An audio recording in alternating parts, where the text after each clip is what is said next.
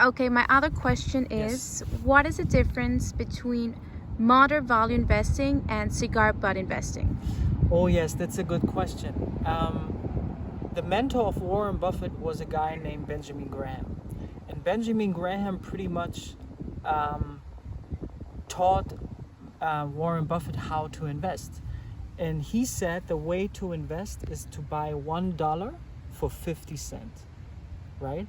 And sometimes he had, even back then when there was not so much internet and information accessible for everybody, they did something where they looked at the books, right, on the assets of the company, and sometimes the price of the company was less than the assets they were owning. Like, for example, they owned laptops, machinery, houses, stuff like this, assets, right?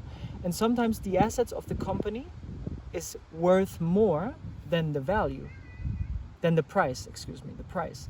And therefore there was no risk in the investment because you had it exactly how we want it. It's called asymmetric risk ratio, where you have a limited downside and a huge upside, right? And this is cigar butt investing. And the second way to invest happened when Warren Buffett met Charlie Munger. And Charlie Munger was willing to just invest in a company and then picking a company which has very high quality. And the high quality is, for example, great moats that are very robust to protect the cash flows. Right. Well, can you explain just really quick what the analysis of a moat for a company so they understand?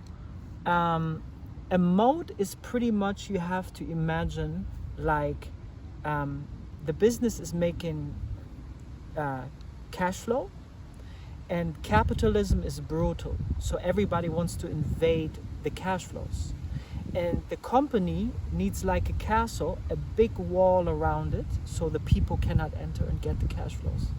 So there are few cash flows. There's, for example, networking effect, there is brand mode, there is secret mode, there is scale economy, shared mode, and so on and so on. I will explain this in other videos.